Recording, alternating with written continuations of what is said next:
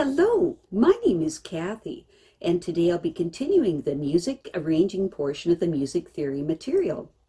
But before I do, I wanted to tell you that I have a great many videos now on many different topics, and so I've decided to make several different video playlists so that it's easy to find the videos of greatest interest. So please check out my playlist page. Before you begin this section, it's important that you go through all of the basics of theory playlist material. For this portion of the music theory material, we will be using Sylvia Woods' Music Theory and Arranging Techniques for Folk Harps book. This is a wonderful book that you'll thoroughly enjoy.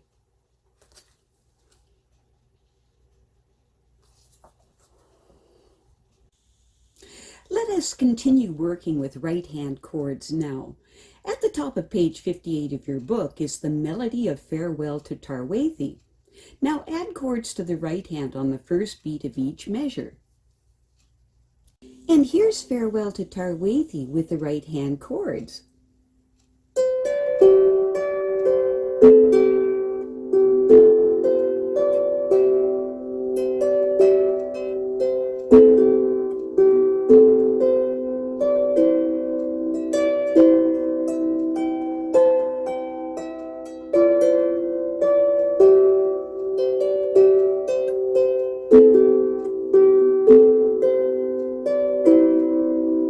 Sounds a lot more full, doesn't it?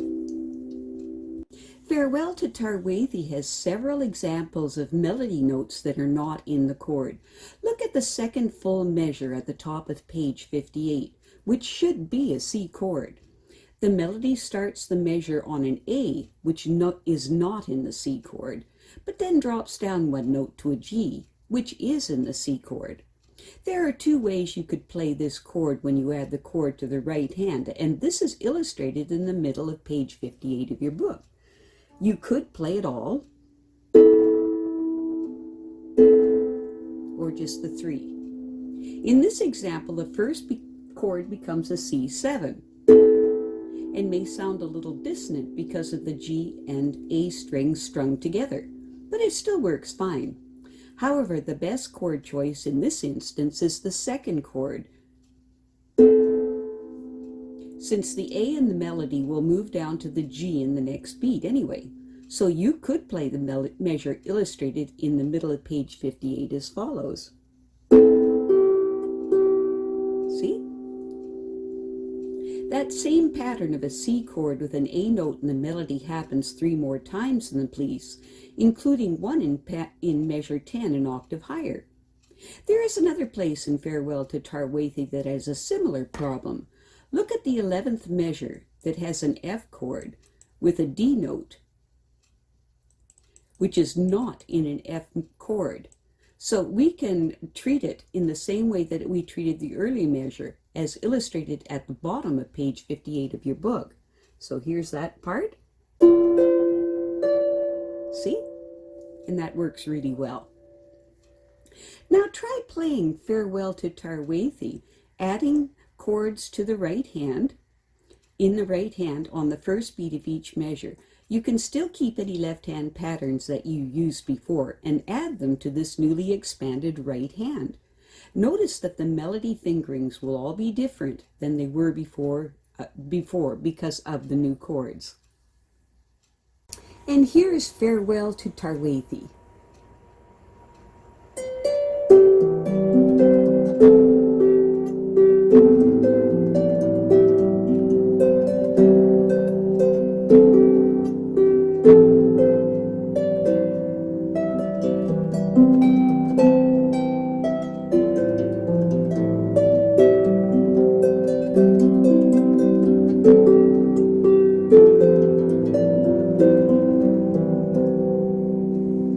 Great! Now what does your arrangement sound like?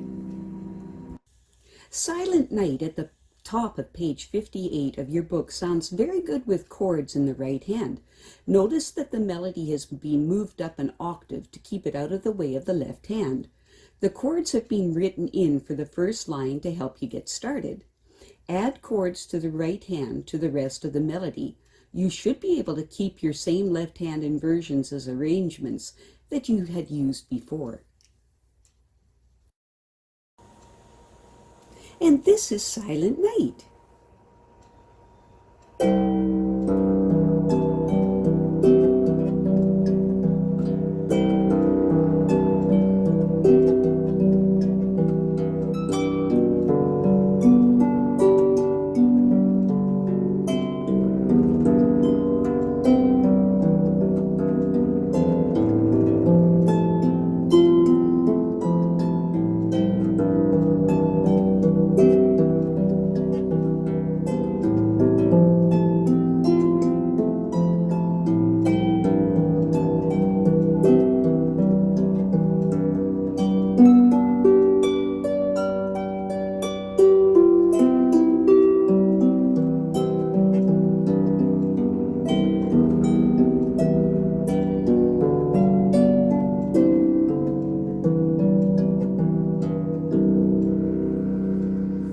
Great! And what does your arrangement sound like? Now let's try adding right hand chords to this Welsh Carol at the bottom of page 59 of your book. Notice that sometimes the chord changes in the middle of a measure. Whenever you have a chord indicated, play the chord with your right hand, being sure you keep the melody on the top of the chord. A few of the F chords have non-chord melody notes. Treat them the same way you did in Farewell to Tarwathie. Once you've practiced adding the chords in the right hand, finish your arrangement by adding an accompaniment with your left hand. And this is a Welsh Carol.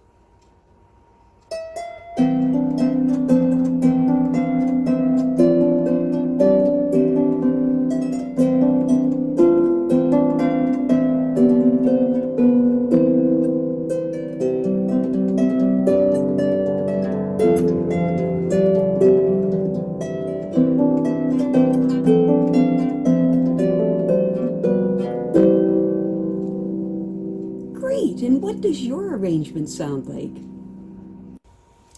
Try playing some of the other songs you've been working on in this book and add chords to the right hand. You can do this on the first beat of each measure or when the chord changes, or whenever you think it would sound good. In general, when adding the chords to the right hand, you can keep the left hand accompaniment just the way you had it. Sometimes, however, your two hands will run into each other. If you do it this way, when this happens, you can move your right hand up an octave throughout the whole piece, which gives you room for your chords, or perhaps move the left hand down an octave. You can also change the inversions you're using in your left hand on some of the chords. If your hands are getting in each other's way on just a few notes, you can alter your left hand notes a bit, or leave out part or all of the chord in one hand or the other. This technique of adding chords to the melody in your right hand is a great way to enrich the arrangements of some of the easier pieces you may have been playing in other harp books as well. First, you need to figure out what chord the left hand is playing. Then, add these chords to the right hand. It really does sound better if both hands are playing the same chord. Otherwise, it sounds kind of bizarre. You will now have a new and more exciting arrangement for variety, and you can play the easier version through once and then the fuller arrangement as a second verse. The arrangements of the Grenadier and the Lady, My Love is Like a Red, Red Rose, and Greensleeves from the Teach Yourself to Play the Folk Harp book work well as written when you add chords to the right hand. Let's try this on the Scottish air, Farewell, from my Teach Yourself to Play the Folk Harp book, which has been reprinted at the bottom of page 60 of your book. This is the same arrangement that is in the book, except that the fingering and brackets have been taken out. And then the chord symbols for the the left hand, were written above each measure. This is the first step you should do when starting a piece with a left hand accompaniment that you want to keep. Look at measure 15 that has an asterisk instead of a chord symbol. Notice that the left hand is playing a G chord. The right hand is playing an A note and a C note. Neither of these notes are in the G chord. This is why you may have thought that this measure always sounded funny when you played it before. Now that we're adding chords to the right hand, there are several things that you can do with this measure so it won't sound so dissonant. Number 1, you can play the measure exactly as written and don't add a chord to the right hand. That way it will just sound as funny as it always did. Or 2, change the chord in the left to an F chord instead of a G chord by moving each note in the left down one note. Then add an F chord to the right hand as well. And this is Farewell.